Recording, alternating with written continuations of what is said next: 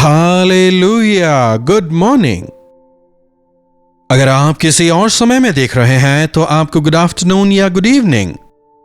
आप दुनिया के किस कोने से हमारे साथ जुड़ रहे हैं, कब से आप हमारे साथ जुड़े हैं, लाइव चैट पर आएं, हमें बताएं। आपके बारे में जानकर, आपसे जुड़कर हमें काफी प्रसन्नता होगी। देश विदेश से आप हमारे साथ जुड़ रहे हैं, आपने हमें बताया है, और आपकी गवाहियों के लिए प्रभु परमेश्वर का तहे दिल से मैं धन्यवाद करता हूं। प्रभु का वचन हमारे जीवनों के लिए आवश्यक है, भले ही कितनी ही व्यस्तता क्यों ना हो। अगर सुबह सवेरे आप ना भी देख पाएं तो भी दिन में कभी भी समय निकालें और प्रभु के वचनों को आप अवश्य सुने। हर रोज प्रभु के वचनों को सोशल मीडिया और टीवी के जरिए हम लेकर आते हैं ताकि आप आत्मिक जीवन में और दृढ़ होकर, सशक्त होकर प्रभु में लगातार आगे बढ़ते चले जाएं। प्रभु के लिए समय निकालें, प्रभु के वचनों को सुने और दृढ़ होकर बढ़ते चले जाएं। जीवन में आप सफल होने पाएंगे। आइए स्वरों को झुकाएं, प्रार्थना से मनन की शुरुआत करें। महापवित्र पिता परमेश्वर, आज दोबारा अपने वचनों से बात करें। यीशु के नाम से प्रार्थना मांगते हैं, आमीन। प्रभु का अनुग्रह हमारे लिए हर रोज नया होता चला जाता है। प्रभु का प्रेम जो है लगातार बढ़ता चला जाता है। इंसान का प्रेम घटता है, हम अपने पहले प्रेम को खो देते हैं, लेकिन प्रभु का प्रेम निरंतर बना रहता है, अंत तक बना रहता है। प्रभु का प्रेम शुद्ध है। हम सबों से प्रभु यीशु मसीह प्रेम करते हैं। हम सबों के लिए उन्होंने अपनी जान क्रूस पर दी। वचन में अगर हम देखें, प्रभु यीशु मसीह हमेशा तत्पर रहते थे। शायद कोई पूछे तो क्या प्रभु यीशु मसीह कभी सोते नहीं थे? जी नहीं, ऐसा नहीं है। वचन में हम देख सकते हैं कि यीशु मसीह नाव में सोए थे। अब वे कितनी गहरी नींद सोए थे यह तो हमें नहीं पता। जैसे ही शिष्य पुकारते हैं, यीशु मसीह तुरंत आ जाते हैं, कोई देर नहीं होती। यीशु हमेशा यात्रा में थे, कभी नाव में, कभी पैदल, और जहां कहीं भी वे जाते, निरंतर स्वर्ग के राज्य का सुसमाचार सुनाते, रोगियों को चंगा करते, परमेश्वर के राज्य का बयान करते, दुष्ट आत्माओं से ग्रसित लोगों को छुड़ाते और चमत्कार करते हुए चलते चले गए। यूहन्ना रचित सुसमाचार के अगर 9वें अध्याय में हम देखें, एक दिन वे मार्ग में चलकर जा रहे थे। वहां वे जन्म से एक अंधे व्यक्ति को पाते हैं। आज भी जब हम सड़कों पर जाते हैं तो मांगने वाले कई लोग नजर आ जाते हैं। अमेरिका जैसे देशों में भी मांगने वालों की कोई कमी नहीं है। बीते समय जब मैं अमेरिका गया था, वहां पर मैंने देखा जंक्शंस वगैरह में, चौराहे के पास में बड़े बड़े बोर्ड, फूड प्लीज इस प्रकार से लिखकर वे बैठे रहते हैं। उनके रहने का कोई ठिकाना नहीं होता। लोग जिन गाड़ियों को छोड़ देते हैं ना, अबंडन व्हीकल, उन्हीं में वे लोग रात गुजारते हैं। गरीब लोग, जरूरतमंद लोग, दरिद्र लोग, दुनिया के किसी भी कोने में आप चले जाएं, वे नजर आएंगे। किसी न किसी प्रकार की जरूरत इंसान में हमेशा बनी रहती है। विशेषकर जब वे परमेश्वर से दूर चले जाते हैं तो उद्धार की जरूरत तो है ही। दरिद्रता या गरीबी परमेश्वर की योजना नहीं है, लेकिन जब हम उनसे दूर जाते हैं, हम उनकी आशीषों से वंचित हो जाते हैं। यहां एक जन्म का अंधा व्यक्ति है। दूसरे स्थान पर हम पाते हैं एक और अंधे व्यक्ति को, जो है दाऊद की संतान मुझे चंगाई दे, इस प्रकार पुकारता है। लेकिन यहां पर यह अंधा ऐसा कुछ नहीं करता। हो सकता है शायद इसने प्रभु के विषय नहीं सुना हो। तो यहां प्रभु अपने शिष्यों के साथ चल के जा रहे हैं, तो शिष्य जो हैं वे प्रभु से एक बात पूछते हैं, हे रब्बी, किसने पाप किया था कि यह अंधा जन्मा, इस मनुष्य ने या इसके माता पिता ने? हमारे मनों में भी यह सवाल पैदा होता है ना। यह फिजिकली चैलेंज्ड पैदा हुआ है, इसके दिमाग का विकास सही तरह नहीं हुआ, या इसे नजर नहीं आता, इसके पैर ठीक से नहीं हैं, शरीर छोटा है, इसका कारण कौन है? छोटे बच्चे ने तो पाप नहीं किया ना, यह तो बस अभी अभी ही पैदा हुआ है। तो इसके साथ ऐसा क्यों हुआ? क्या इसने पाप किया था या इसके बाप दादाओं ने पाप किया था? जी हां, पाप हमें यकीनी तौर पर बलहीन करता है। पाप की वजह से हमारा स्वास्थ्य खराब होने लगता है, हमारे अंग खराब होने लगते हैं। पाप जो है एक कीड़े के पोटली के समान है। इसकी तुलना कुष्ठ रोग से की गई है। कोढ़ी तुरंत नहीं मरते, लेकिन थोड़ा थोड़ा करके उनका शरीर गलने लगता है। वैसे ही पाप करने वाले जो हैं वो तुरंत नहीं मरते, लेकिन थोड़ा थोड़ा करके धीरे धीरे करके वे सजा भुगतते ही रहते हैं।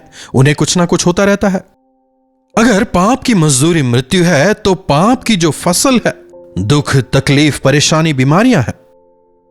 तो यहां क्या इस व्यक्ति ने पाप किया था या इसके मां बाप ने पाप किया था? हां, मां बाप के पाप के दोष बच्चों पर पड़ते हैं।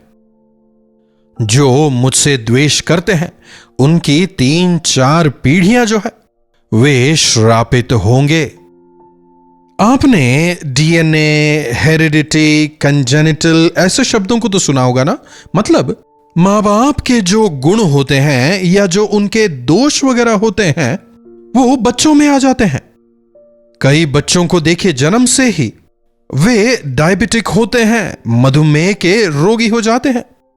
मैं जो कहना चाह रहा हूं वह यह कि मां बाप के जो दोष होते हैं, उनके जो गुण होते हैं, उनके जो तौर तरीके होते हैं, उनके जो व्यवहार होते हैं, उनके बच्चों में भी हम उसके बहुत बड़े प्रभाव को देख सकते हैं।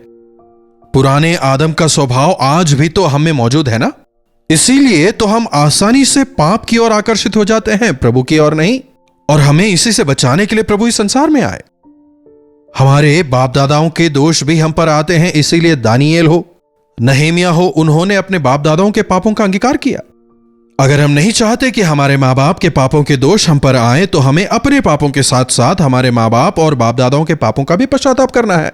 क्या आपने अपने माँ बाप के पापों का, अपने बाप दादाओं के पापों का प्रायश्चित किया है? क्या आज आप किसी भी प्रकार के क्रॉनिक डिजीज से पीड़ित हैं? फिर वह डायबिटीज होने दीजिए, एस्थमा होने दीजिए, कैंसर होने दीजिए, यह कुछ ऐसी बीमारियां हैं जो वंशानुगत है। लेकिन अगर आप पश्चाताप करें या आपके माँ बाप पश्चाताप करें, हमारे माँ बाप के पापों का दोष हम पर ना आने पाए, या माँ बाप प्रार्थना करें कि हमारे पापों का दोष हमारे बच्चों पर ना आए, तो हम उनसे बच सकते हैं।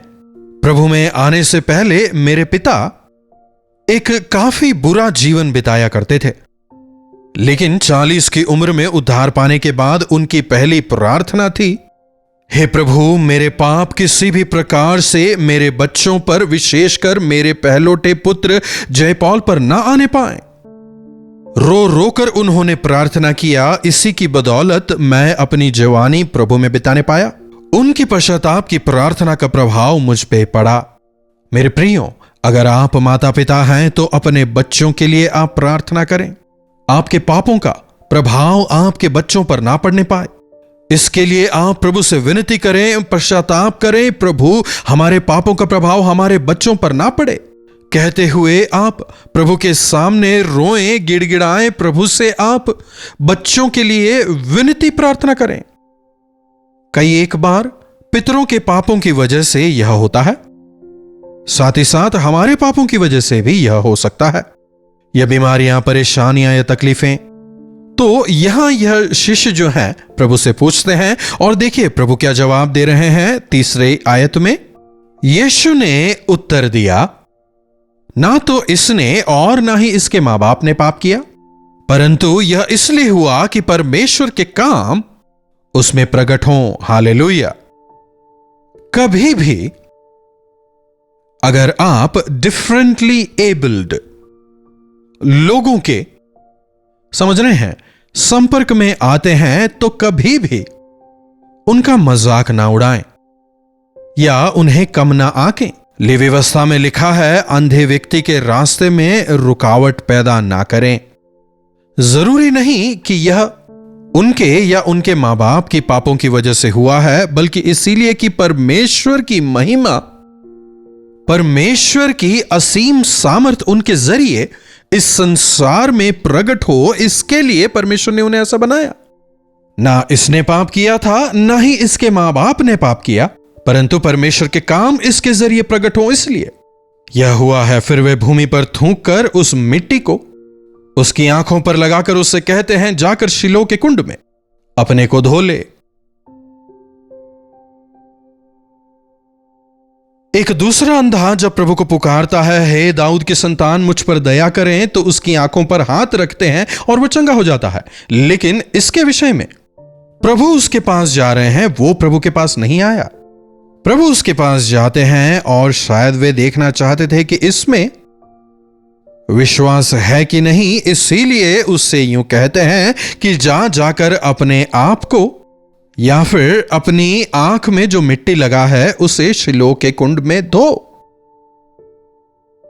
देखिए, प्रभु के कार्य हमेशा एक तरह नहीं होते। अलग अलग लोगों के लिए अलग अलग समयों पर अलग तरह से वे कार्य करते हैं। उसे उस प्रकार चंगा किया, इसलिए मुझे भी ऐसे ही चंगा करें। उस व्यक्ति ने उस प्रकार उद्धार पाया था, इसलिए मुझे भी ऐसे ही उद्धार चाहिए। अगर वो वचन देंगे तभी मेरा उद्धार होगा। उनको वैसी बुलाहट है, इसलिए मुझे भी ऐसी ही बुलाहट चाहिए। कई बार ऐसा सुनने में आता है। आपके लिए प्रभु की योजना कुछ और हो सकती है। प्रभु की योजनाएं, प्रभु की पद्धतियां हमेशा एक समान नहीं होती, लेकिन वे चमत्कार करते हैं। तो यहां इसे विश्वास सिखाने के लिए जमीन से मिट्टी लेकर प्रभु उसमें थूकते हैं, उसे पेस्ट समान बनाकर उसकी आंखों पर लगाते हैं। एक प्रोसीजर नजर आ रहा है। मसीहियों को क्या दवाइयां लेनी चाहिए, टैबलेट्स खाने चाहिए या नहीं? कई लोगों में यह संदेह होता है। दवाइयां नहीं लेनी चाहिए कहने वाले भी हैं, दवाइयां ले सकते हैं, दवाइयों के जरिए प्रभु चंगा करेंगे ऐसे कहने वाले लोग भी हैं। देखिए, मेरा मानना है दवाइयां परमेश्वर की ओर से ही देन है। Doctor may treat us but healer is our God. नहीं, मैं सर्जरी नहीं कराऊंगा, परमेश्वर ही चंगाई देंगे। अगर आप में यह विश्वास है, अच्छी बात है, लेकिन यह अंधविश्वास नहीं होना चाहिए। अगर आपके शरीर में किसी अंग को काटकर निकालने की जरूरत है, doctor only cuts but God heels. काटना आसान है, काट के दोबारा स्टिचिंग करना आसान है, लेकिन चंगाई केवल परमेश्वर दे सकते हैं। तो परमेश्वर पर विश्वास करें, अंधविश्वास नहीं। ट्रीटमेंट लेना अविश्वास नहीं है, क्योंकि चंगाई परमेश्वर की ओर से आती है। विश्वास के साथ वो प्रभु की आज्ञा मानकर उस कुंड को जाता है, शिलो के कुंड में वहां जाकर आंखें धोता है, देखने लगता है। वह देखता हुआ लौट आया। हालेलुया। प्रभु आपको आपकी कमजोरियों से, आपकी बलहीनताओं से, आपकी बीमारियों से चंगा करना चाहते हैं। यह उनका उद्देश्य है। अपनी महिमा को वे आपके जीवनों से प्रकट करना चाहते हैं। प्रभु पर आप विश्वास करें, तब आपके जीवन में चमत्कार होंगे। अपने पापों के लिए, अपने बाप दादाओं के पापों के लिए आप पश्चाताप करें। जब हम हमारे पापों से पश्चाताप करते हैं, हमें हमारे सब अपराधों से शुद्ध करने में वे विश्वास योग्य हैं। प्रभु यह कभी नहीं चाहते कि आप किसी प्रकार की कमी घटी में, बीमारी में जीवन बिताते चले जाएं। प्रभु आपके मुंह में अपने शब्द डालना चाहते हैं। वे आपके जरिए अपनी महिमा को इस संसार में प्रकट करना चाहते हैं। यही उनकी योजना है। तमाम लोग जानते थे कि यह व्यक्ति जो है, यह जन्म से ही अंधा है। अरे, यह तो केवल मांगा करता था ना। अरे, तू तो अंधा था ना, तू कैसे देखने लगा? क्या तू वही व्यक्ति नहीं है? हां, मैं वही व्यक्ति हूं। मेरी आंखों को प्रभु ने खोल दिया है, गवाही देता है। प्रभु ने भलाई की है कि आप उनके गवाह हों। अनेकों को प्रभु की इस भलाई के विषय में आप जाकर बताएं। अगर आपके जीवन में कोई कमी घटी है, प्रभु से आप मांगे। प्रभु आपके जीवन में चमत्कार करेंगे, यह विश्वास करें। प्रभु जैसा आपसे कहते हैं आप वैसा करें, आप चमत्कार देखेंगे, प्रभु का नाम महिमित होगा। प्रार्थना। महापवित्र पिता परमेश्वर, प्रभु, एक बार फिर से अपने वचनों के द्वारा आज आपने हमसे बात की, हम आपके शुक्रगुजार हैं। प्रभु, एक बार फिर से आज हम आपके सन्मुख आते हैं। आज इस वचन को सुनने वालों में अगर कोई ऐसा है जिसमें किसी भी प्रकार की कमी हो, शारीरिक हो, मानसिक हो, आर्थिक हो, किसी भी प्रकार की कमी घटी को आप पूरा करें और होने दें कि उनके जीवनों के जरिए आपका नाम महिमित हो। अपने अनुग्रह में हमें लगातार आगे बढ़ाते चले जाएं। यीशु के नाम से प्रार्थना मांगते हैं, आमीन। अब हमारे पिता परमेश्वर का प्रेम, प्रभु यीशु मसीह का अनुग्रह, पवित्र आत्मा की संगति और सहभागिता हम में से प्रत्येक के साथ आज, कल और सर्वदा बनी रहे, आमीन। प्रभु की महिमा हो। अपने प्रार्थना विषयों को आप हमें 9884907779 पर व्हाट्सएप, वॉइस मैसेज या फिर टेक्स्ट के जरिए भेज सकते हैं। चाहे तो कॉल करके भी बात करें, हम आपके लिए प्रार्थना करेंगे, प्रभु चमत्कार करेंगे। अगर आपको इस सेवकाई में भाग लेने के लिए पवित्र आत्मा प्रेरित करते हैं तो आप हमसे संपर्क कर सकते हैं। हम तमाम जानकारी आपको मुहैया कराएंगे। मिलकर हम इस सेवा में आगे बढ़ेंगे और प्रभु के नाम को लगातार महिमित करते चले जाएंगे। इन्हीं वचनों के साथ आज मैं आपसे विदा लेना चाहूंगा। दोबारा मिलने तक प्रभु का अनुग्रह हम सबों पर बना रहे। कल्वरी दर्शन, ये है प्रेम के दर्शन, यीशु प्रेम के दर्शन। कल्वरी दर्शन, ये है प्रेम के दर्शन, यीशु प्रेम